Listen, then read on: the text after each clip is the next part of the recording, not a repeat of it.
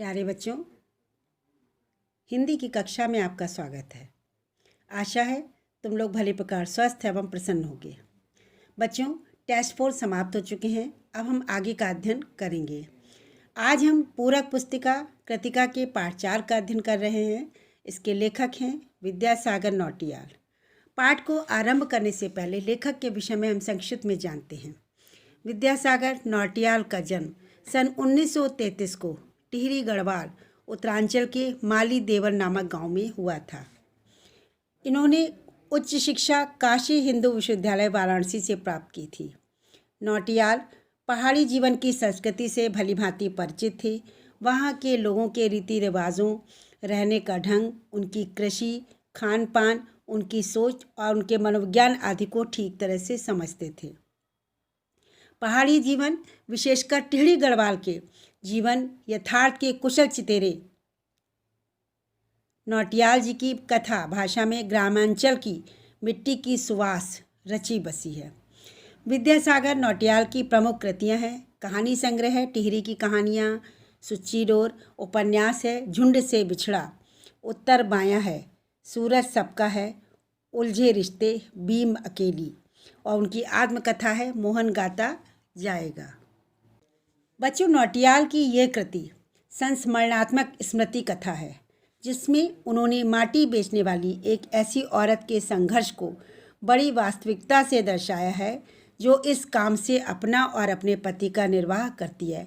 मतलब एक औरत है जो मिट्टी बेचने का काम करती थी और उससे उसकी जो आमदनी होती थी उस आमदनी से वो अपना और अपने पति का निर्वाह करती थी। उस माटी बेचने वाली महिला को पर्वतीय अंचलों में बनने वाली टिहरी बांध और उसके खिलाफ होने वाले सामाजिक जन आंदोलन से जोड़ दिया है। लेखक ने आम लोगों की जागरूकता को बड़े सराहनीय ढंग से दिखाया है जिसमें आम जनता और उसकी परेशानियों राष्ट्रीय मुद्दों की शक्ल अख्तियार कर हमारे सामने आई हैं। पर्यावरण और परिस्थिति संतुलन को बचाने की ये साहित्यिक पहल निर्धनता जैसी अभिशप्त दशा को भी दर्शाती है। इसके अलावा माटी वाली के संपूर्ण व्यक्तित्व से पर्वतीय मिट्टी की सुगंध और सरलता स्फुटित होती है। बच्चों, विस्थापन की समस्या पर आधारित ये कहानी माटी वाली में लेखक ने गरीबों और मजदूर वर्गों की आंतरिक पीड़ा का बड़ा ही मार्मिक वर्णन किया है। सर्वोच्च न्यायालय तथा राज्यों के उच्च न्यायालयों ने भी इस गंभीर स्थिति पर चिंता व्यक्त की है। गरीब एवं श्रमिक वर्ग इस समस्या से कैसे जूझ रहा है, लेखक ने इसका बहुत ही संवेदनशील एवं मार्मिक चित्रण किया है। इस समस्या को गंभीरता से लिया जाना चाहिए। तो चलिए हम पाठ का आरंभ करते हैं। तो पाठ में सबसे पहले जो जिक्र होता है वो है माटी वाली का टिहरी शहर में व्यवसाय। माटी वाली एक नाटे कद की हरिजन बुढ़िया है जो घर घर में लाल मिट्टी पहुंचाती है। उसका कोई प्रतिद्वंदी नहीं है, मतलब वो जो ये काम करती है उसके अलावा कोई और नहीं करता, यानी उसका कोई प्रतिद्वंदी इस काम का नहीं है।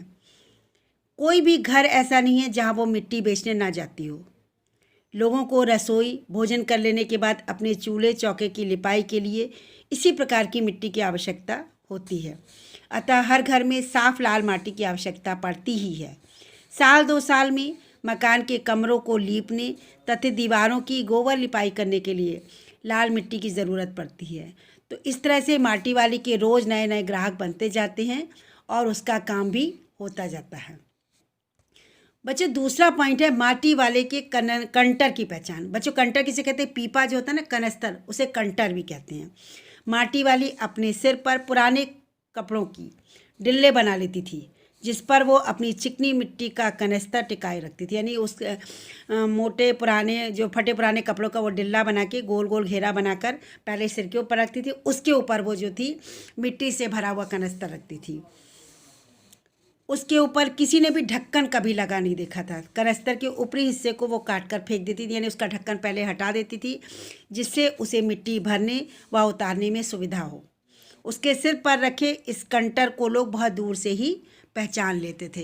एक प्रकार से उसका कंटर बहुत दूर से ही लोगों के लिए उसकी पहचान बना हुआ था, इसीलिए लोग उसको माटी वाली कहा करते थे। बच्चों, तीसरा पॉइंट है माटी वाली का रोटी छुपाना। एक दिन माटी वाली शहर में माटी बेचने के लिए निकली। रास्ते में एक छोटी लड़की कामनी दौड़ती हुई उसके पास आती है और उस लड़की ने माटी वाली को अपने घर पर आने के लिए कहा था। घर की मालकिन ने माटी वाली को मिट्टी का कनस्तर घर के आंगन में उतारने को कहा। उसने माटी वाली को 2 रोटी खाने के लिए भी दी। उसने एक रोटी अपने सिर पर बंधे डिल्ले के, यानी कि जो कपड़ों का जो उसका डिल्ला रखा हुआ था सिर पर, उस सिर पर बंधे डिल्ले के एक कोने में बांध ली और स्वयं वैसे ही मुंह चलाने लगी जैसे कि वो रोटी खा रही हो। मतलब उसने वो दोनों रोटी बचा के रख ली थी और जिसने उनको रोने को दी थी खाने के लिए, उनके सामने ऐसी मुंह चलाकर खाने का दिखावा वो करने लगी। वास्तव में उस माटी वाली ने वो रोटियां अपने पति के लिए छिपा ली थी।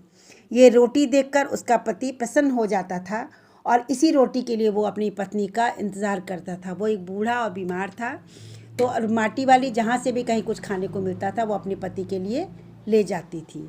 बच्चों, आज का ये पाठ हम यहीं समाप्त करते हैं। इसके आगे का भाग हम अगले पीरियड में पढ़ेंगे। धन्यवाद।